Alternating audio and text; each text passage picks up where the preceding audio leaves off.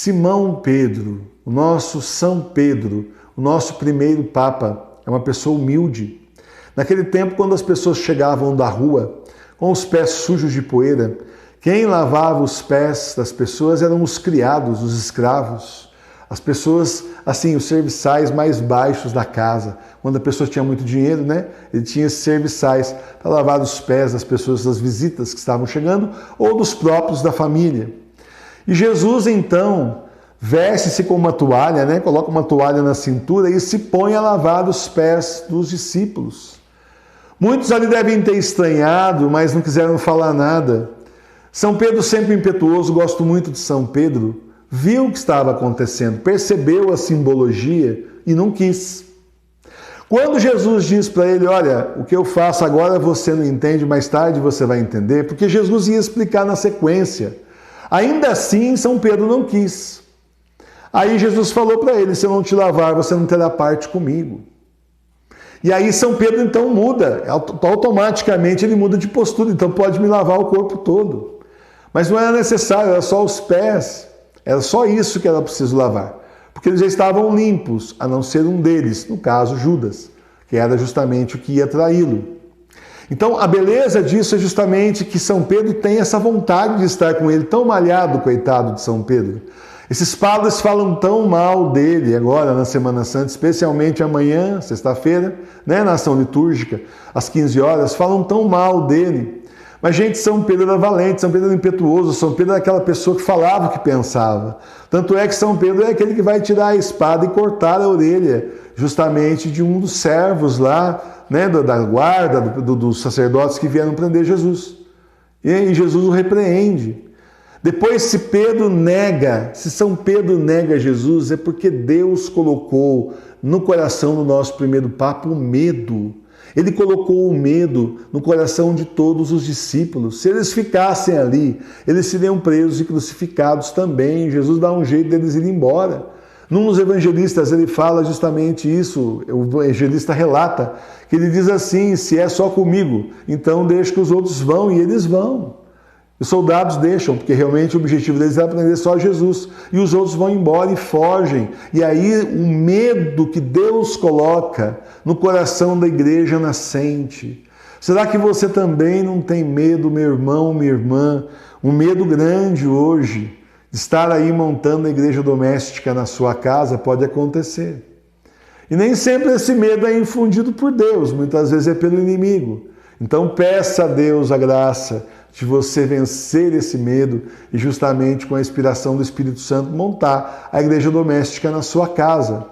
Finalizando aqui a nossa reflexão de hoje, Jesus faz o quê? Lava os pés, serve a todos. Ele que mesmo diz, olha, eu sou mestre, vocês me chamam de mestre e Senhor, e dizeis bem porque eu sou. E logo ele, sendo mestre e o Senhor, foi e serviu aos discípulos. Para quê? Para ensinar, aí são as últimas coisas que Jesus está dizendo, as últimas instruções de Jesus antes da cruz, para ensinar a todos nós que nós precisamos servir um ao outro, uns aos outros. O grande problema do ser humano é que ele quer ser servido. E Deus, nosso Senhor Jesus Cristo, vindo ao mundo, não veio para se servir das pessoas, ele veio para servir, não para ser servido. É isso que nós precisamos fazer, colocar na cabeça que nós estamos aqui para servir ao próximo que está perto de nós. Tanta gente que já está precisando de nós e vai precisar mais ainda. E a gente tem aquela mania de ver só o nosso lado, né? Hoje eu tive que ir na cidade vizinha aqui e tinha uma barreira, tive que passar pela barreira. Depois tinha policiais mais lá na frente. E na região que eu moro aqui, ainda na quinta-feira santa, depois do meio-dia, não se trabalha mais, é feriado. Como era antigamente, né? Isso se perdeu, mas como era antigamente costume. E então, muitos lugares, muitos comércios fechados e as pessoas lá em pé. Então eu disse para o meu filho que estava comigo, falei assim, olha, não se aborreça com eles, se eles fizerem algumas perguntas, porque coitados, eles estão em pé, nesse solão. Todo mundo aí já no feriado, já descansando, e eles em pé. É isso, você precisa ver o lado do outro também, não só o seu lado. Esse que é o problema. A gente vê muito a nossa parte e não vê a parte dos outros. Nós fomos levados culturalmente a fazer isso. A ver só o nosso lado, só interessa se está bom pra gente, o lado do outro não interessa.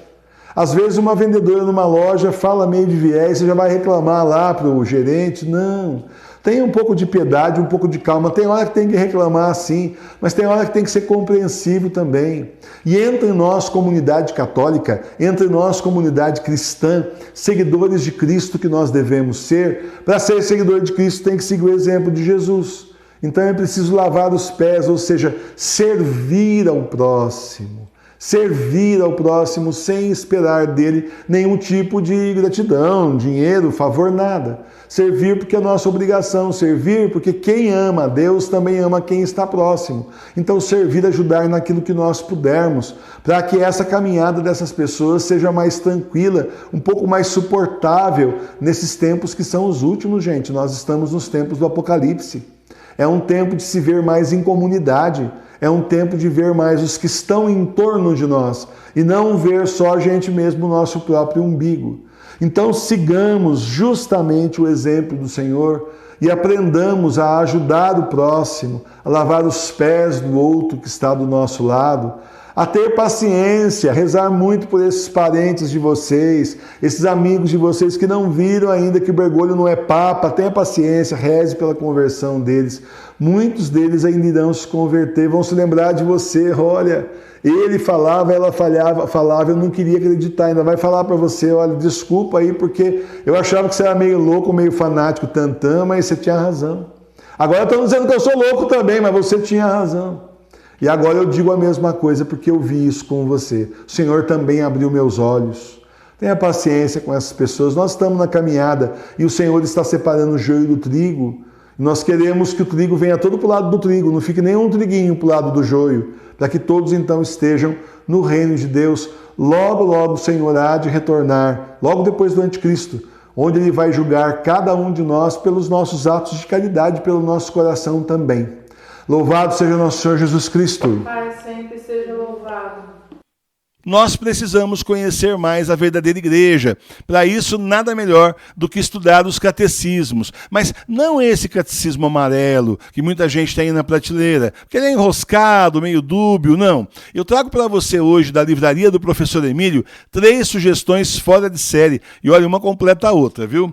O Didaquê é a doutrina dos 12 apóstolos. Aqui é o início do cristianismo. Lá atrás, o que os apóstolos ensinavam para as pessoas, né, que estavam sempre ouvindo o testemunho deles a respeito de Jesus. Essa aqui é outra preciosidade, é o Catecismo Maior de São Pio X.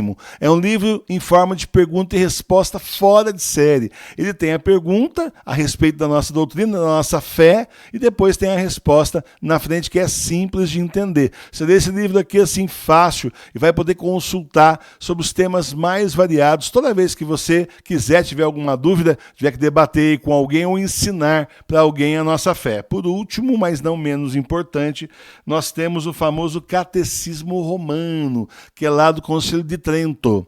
Esse catecismo aqui, o professor Emiliano estava comentando hoje, que assim, o padre, ao invés de fazer seminário, os garotos que são seminaristas, deviam estudar esse livro aqui. Só isso já era suficiente para eles saberem tudo que a nossa igreja ensinou durante esses 2000 anos. Está aqui. É fora de série. Esse aqui é um catecismo que, na origem, ele foi escrito para os padres, para eles poderem estudar. Então, é fora de série porque, assim, ele diz para você sobre a verdade da nossa fé, mas explica por quê. Então, por isso que ele é grossinho assim. Você vai lendo aos poucos, olha, a gente já tem até marcadores aqui de estudo.